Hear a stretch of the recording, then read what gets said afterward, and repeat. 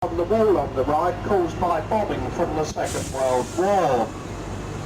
On the left, the High Court, the Royal Courts of Justice, for civil cases like divorces, bankruptcies, libel actions and appeals. Here in the middle of the street ahead is the Temple Bar Memorial, surmounted by what some say is the heraldic dragon. The Temple Bar is the boundary from Westminster into the City of London. The City of London, the financial heart of England. All our main banks at their headquarters here, hundreds of foreign banks. Lloyd's of London, the Stock Exchange. And the person in charge of the local government for 1 year in office is the Lord Mayor of London. On the right, black and white building with the bay windows. Prince Henry's room gives you an insight to how buildings looked here in the days before the Great Fire of London of 1666. More about the Fire of London in a few minutes' time. Look above a black clock on the left now, look up on the left, and this clock has bell ringers above it on St Dunstan's Church. Those figures are over 300 years old and they still strike the hours and half hours.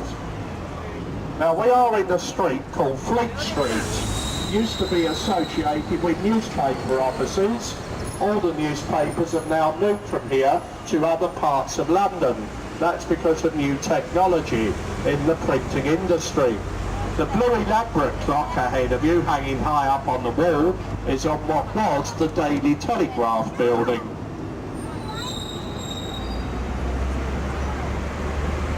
Coming up on the left, the most famous tavern in the City of London, the Old Cheshire Cheese. Here it is.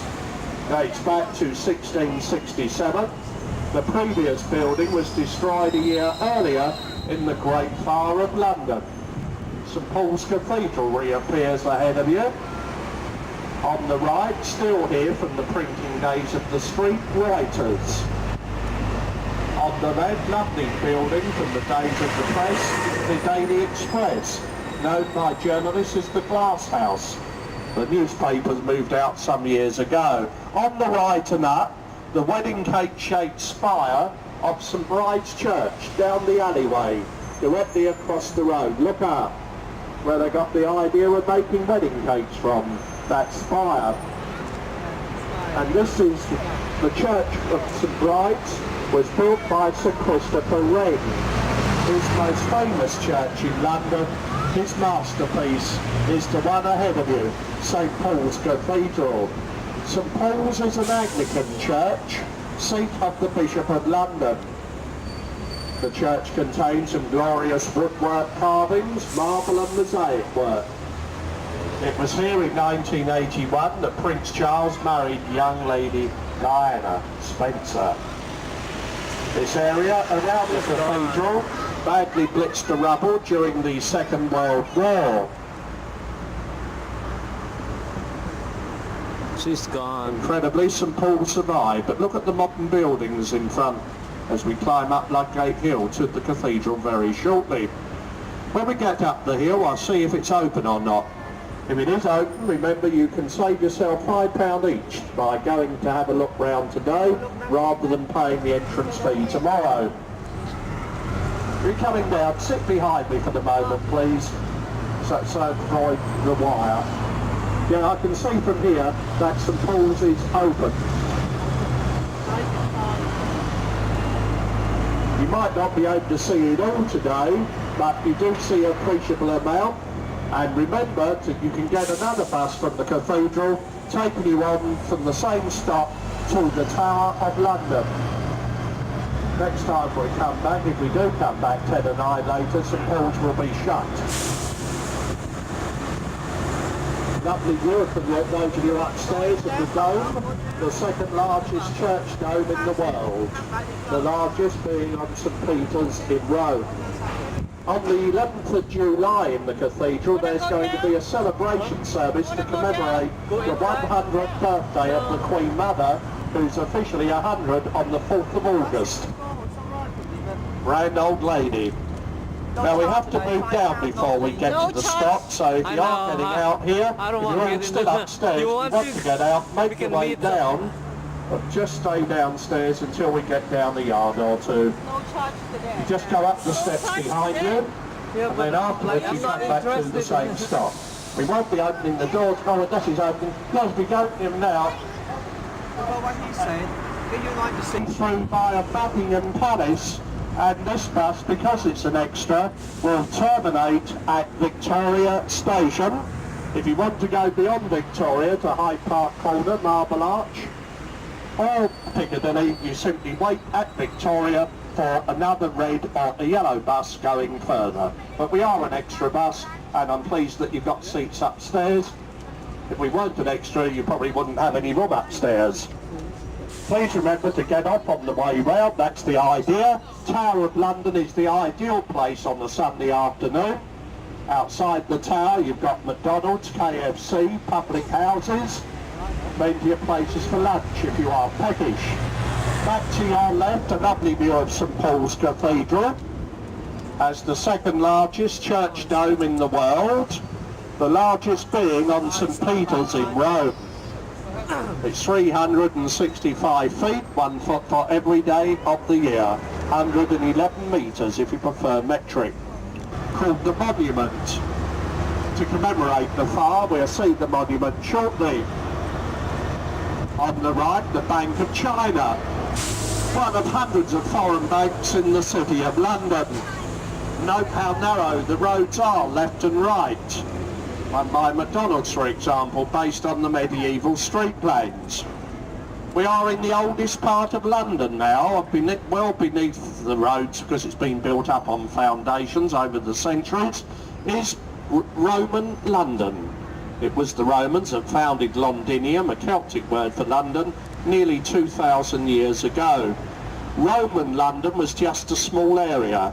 In fact, we're in it now. That is known in the banking fraternity as the Square Mile. On the right, London Bridge, which we'll be crossing shortly, a modern structure replaced an earlier bridge now in America, in Arizona, in a strange place, over a man-made lake there, Lake Havasu. Look left, everybody, the monument. If you fancy climbing up to the balcony near the top, it's 311 spiral steps inside the column. I say it takes 10 minutes up, 5 down and a week to get over it. This is our stop coming up for London Bridge and the monument.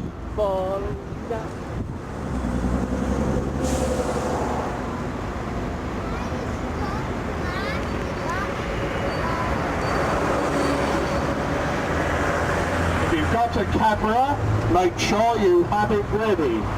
Some say they think the view you'll get now on the left is the best on the tour. The view is of Tower Bridge, dating back to 1894. Right there. A lot of activity. Come down to the middle doors if you want the tower stop. After this, the bus goes through to the embankment, Buckingham Palace, and the finish at Victoria. You can pick the red and the yellow route up here. Red route, by the way, goes to Madame Tussauds. That's if you want to go to that world-famous Waxworks Museum. This is our stop for the tower. Well worth visiting if you have the time. Just walk straight ahead and turn left. There is a red route bus behind that goes to Madame Tussauds. It pulls down on the stop when we move down. Church on the left, St Magnus the Martyr. And we're going under London Bridge. London, famous in this country and one or two others perhaps for the story of him and his animal friend the cat. We're crossing over Southwark Bridge, the first time it's been open this weekend, been closed for roadworks. And because on the other side of the river to your right, you can see the Tate Modern Art Gallery built inside an old power station. There it is now. And this side of it, the white blue building with the thatch roof, the Globe Theatre, standing a few yards from the original theatre where Shakespeare wrote plays and acted. Remember, he was a playwright as well, or he was an actor as well as a playwright. The theatre Shakespeare knew was burnt down in 1613. Oh, God. On the left, down by the railway bridge on the riverbank there, where there's tables and chairs. London in his time used to cross the only bridge over the River Thames, the London Bridge, and they came to Southwark for entertainment. There were theatres here, and all manner of entertainments. Not the sort you might appreciate, I certainly wouldn't today. Cockfighting, bull baiting and such like. What a place to park a car, Ted.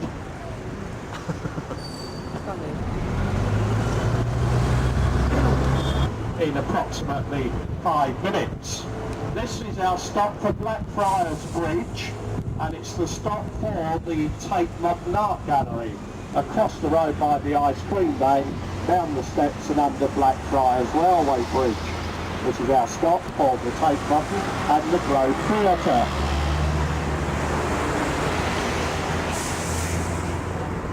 Hi, Daddy. Hi. To your left is Waterloo Bridge.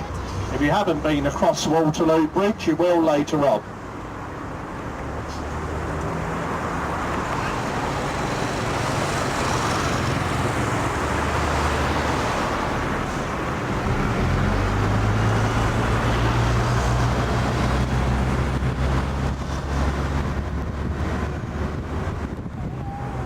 The River Thames is a tidal river with often a drop of up to 26 feet between high and low. On the right, St Paul's Cathedral with the offices of the City of London around it. The large building on the corner of the bridge in front of you is Unilever House, the home of Lever Brothers, the soap and detergent manufacturers. Ahead of you in the middle of the road, the statue of Queen Victoria, to date our longest reigning monarch. Back from where you've just come from, over the river, Sea Containers House is basically a large modern office block. Good view beyond Waterloo Bridge ahead of the City of Westminster, which we'll be going into shortly. The Ferris wheel, the London Eye, Brendan, watch your hand. opened in February, a month behind schedule, and for those that haven't been past it yet, very doubtful if you'll be able to get on today. You usually have to get advance tickets. That's how popular it's become. Brendan. The vessel, the President, a training ship for cadets. On the right, the historic buildings of the Inner and Middle Temple, to what we refer to here as Inns of Court, where lawyers train, reside and have their practices. Yeah. Left and right, the dragon emblem of the City of London. We leave the City of London at this point and return to the city where we began at Victoria a long time ago, Westminster. Our stop coming up now is for the Temple Underground Station, which is over the road, but if you're getting off, don't get off at the station, as it's one of the few on the network that shuts on Sundays.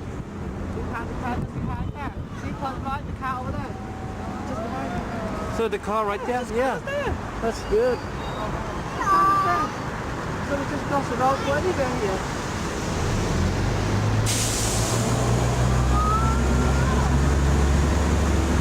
Soon let go. On the right you have Somerset House, 200 years old. King College. Nowadays part of it open to the public. You see on there people down underneath the face of Neptune, that's the old Watergate, because before they built this road, the embankment in the 19th century, the River Thames was wider. For the first 80 years after it was built, the river lapped up against the arches. Seen it before, it takes approximately half an hour to go round. Have to look very carefully to see it go round. It's an observation wheel, so it doesn't whiz round. 32 capsules or pods, each holding up to 25 people. Oh, you get on, you tell me. You get on it That's what's first. going on at the moment. Stop. Yeah, boy, you're I got you. Go a little bit and then stop. Look like me. The world is